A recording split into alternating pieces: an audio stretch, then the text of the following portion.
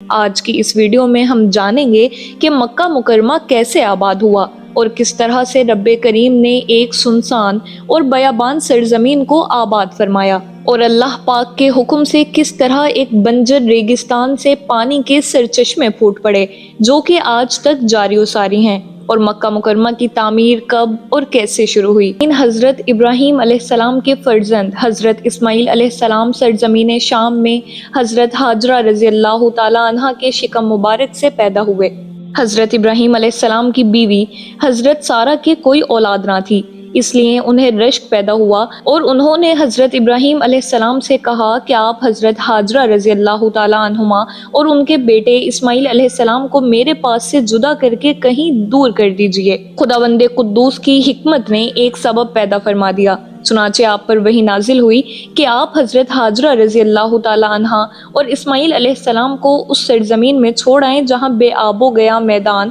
اور خشک پہاڑیوں کے سوا کچھ بھی نہیں ہے۔ چنانچہ حضرت ابراہیم علیہ السلام نے حضرت ہاجرہ رضی اللہ تعالی عنہا اور حضرت اسماعیل علیہ السلام کو ساتھ لے کر سفر فرمایا اور اس جگہ پر آئے جہاں کعبہ معظمہ ہے۔ یہاں اس وقت نہ کوئی آبادی تھی، نہ کوئی چشمہ، نہ دور دور تک پانی یا آدمی کا کوئی نام و نشان تھا۔ ایک توشہ دان میں کچھ کھجوریں اور ایک مشک میں پانی حضرت ابراہیم علیہ السلام وہاں رکھ کر روانہ ہو گئے۔ حضرت ہاجرہ رضی اللہ تعالی عنہا نے فریاد کی، اے اللہ کے نبی، اس سنسان بیابان میں جہاں نہ کوئی مونس ہے نہ غمخوار، آپ ہمیں بے یار و مددگار چھوڑ کر کہاں جا رہے ہیں؟ کئی بار حضرت ہاجرہ رضی اللہ تعالی عنہا نے آپ کو پکارا مگر آپ نے کوئی جواب نہیں دیا۔ آخر میں حضرت ہاجرہ رضی اللہ تعالی عنہا نے سوال کیا کہ آپ اتنا فرما دیجئے کہ آپ نے اپنی مرضی سے ہمیں یہاں لا کر چھوڑا ہے یا خداوند قدوس کے حکم سے آپ نے ایسا کیا ہے؟ تو آپ علیہ السلام نے فرمایا، اے ہاجرہ،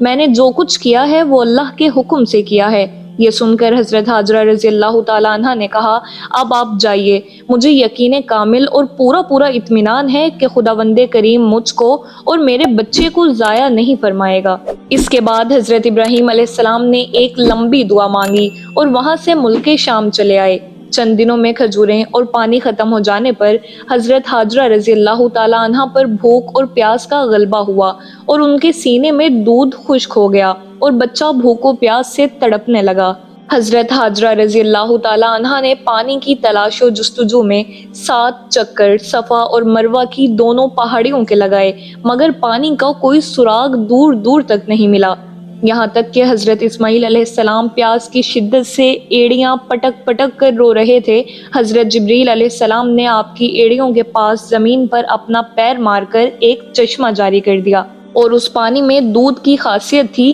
کہ یہ غذا اور پانی دونوں کا کام کرتا تھا۔ چنانچہ یہی زمزم کا پانی پی کر حضرت ہاجرہ رضی اللہ تعالی عنہا اور حضرت اسماعیل علیہ السلام زندہ رہے، یہاں تک کہ حضرت اسماعیل علیہ السلام جوان ہو گئے اور شکار کرنے لگے تو شکار کے گوشت اور زمزم کے پانی پر گزر بسر ہونے لگی۔ پھر قبیلہ جرہم کے کچھ لوگ اپنی بکریوں کو چراتے ہوئے اس میدان میں آئے اور پانی کا چشمہ دیکھ کر حضرت ہاجرہ رضی اللہ تعالی عنہا کی اجازت سے یہاں آباد ہو گئے، اور اس قبیلے کی ایک لڑکی سے حضرت اسماعیل علیہ السلام کی شادی بھی ہو گئی اور رفتہ رفتہ یہاں ایک آبادی ہو گئی۔ پھر حضرت ابراہیم علیہ السلام کو خداوند قدوس کا یہ حکم ہوا کہ خانہ کعبہ کی تعمیر کریں، چنانچہ آپ نے حضرت اسماعیل علیہ السلام کی مدد سے خانہ کعبہ کو تعمیر فرمایا۔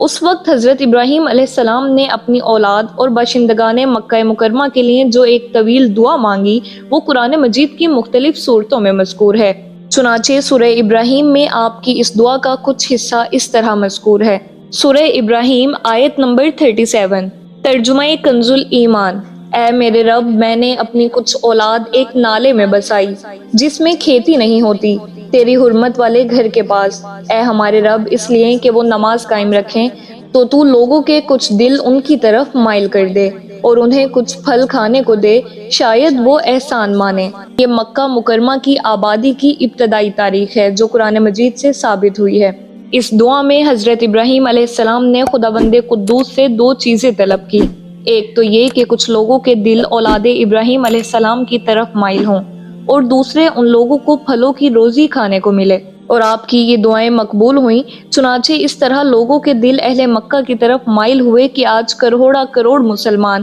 مکہ مکرمہ کی زیارت کے لیے تڑپ رہے ہیں اور ہر دور میں طرح طرح کی تکلیفیں اٹھا کر مسلمان خشکی اور سمندر اور ہوائی راستوں سے مکہ مکرمہ جاتے رہے ہیں اور قیامت تک جاتے رہیں گے، اور اہل مکہ کی روزی میں پھلوں کی کثرت کا یہ عالم ہے کہ باوجود یہ کہ شہر مکہ اور اس کے قریب و جوار میں کہیں نہ کوئی کھیتی ہے نہ کوئی باغ باغیچہ ہے، مگر مکہ مکرمہ کی منڈیوں اور بازاروں میں اس کثرت سے قسم قسم کے میوے اور پھل ملتے ہیں کہ فرتے تعجب سے دیکھنے والوں کی آنکھیں پھٹی کی پھٹی رہ جاتی ہیں۔ اللہ تعالیٰ نے طائف کی زمین میں ہر قسم کے پھلوں کی پیداوار کی صلاحیت پیدا فرما دی ہے کہ وہاں سے قسم قسم کے میوے اور پھل اور طرح طرح کی سبزیاں اور ترکاریاں مکہ معظمہ میں آتی رہتی ہیں، اور اس کے علاوہ مصر اور عراق بلکہ یورپ کے ممالک سے میوے اور پھل بکثرت مکہ مکرمہ آیا کرتے ہیں۔ یہ سب حضرت ابراہیم علیہ السلام کی دعاؤں کی برکتوں کے اثرات اور ثمرات ہیں جو بلا شبہ دنیا کے عجائبات میں سے ہیں۔ اس کے بعد آپ نے یہ دعا مانگی جس میں آپ نے اپنی اولاد کے علاوہ تمام مومنین کے لیے بھی دعا مانگی، جس کا ذکر بھی قرآن مجید کی سورہ ابراہیم میں آیت نمبر 40 اور 41 میں موجود ہے۔ ترجمہ کنز الایمان: اے میرے رب، مجھے نماز کا قائم کرنے والا رکھ، اور کچھ میری اولاد کو، اے ہمارے رب، اور میری دعا سن لے، اے ہمارے رب، مجھے بخش دے، اور میرے ماں باپ کو اور سب مسلمانوں کو جس دن حساب قائم ہوگا۔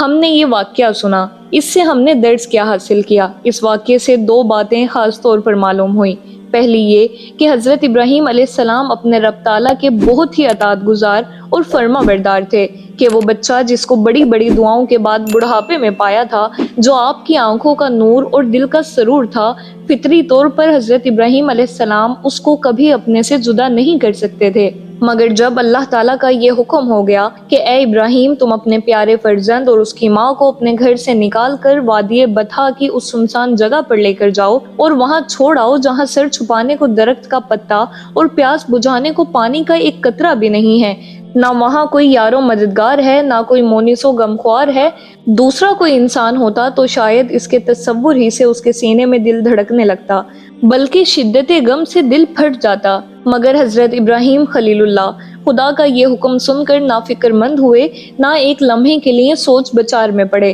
نہ رنج و غم سے نڈھال ہوئے، بلکہ فوراً ہی خدا کا حکم جلانے کے لیے بیوی اور بچے کو لے کر ملک شام سے سرزمین مکہ میں چلے گئے، اور وہاں بیوی بچے کو چھوڑ کر ملک شام چلے آئے۔ اور دوسرا، اس واقعے سے ہمیں یہ معلوم ہوا کہ حضرت ابراہیم علیہ السلام نے اپنے فرزند حضرت اسماعیل علیہ السلام اور ان کی اولاد کے لیے نہایت ہی محبت بھرے انداز میں ان کی مقبولیت اور رزق کے لیے جو دعائیں مانگی۔ اس سے یہ سبق ملتا ہے کہ اپنی اولاد سے محبت کرنا اور ان کے لیے دعائیں مانگنا یہ حضرات انبیاء کرام علیہ السلام کا مبارک طریقہ ہے، جس پر ہم سب مسلمانوں کا عمل کرنا ہماری صلاح و فلاح دارین کا ذریعہ ہے۔ دعا ہے پروردگار پاک سے کہ اللہ پاک ہم سب کو یہ جذبہ اطاعت شعاری اور جوش فرما برداری نصیب فرمائے، آمین بجاہ النبی الامین۔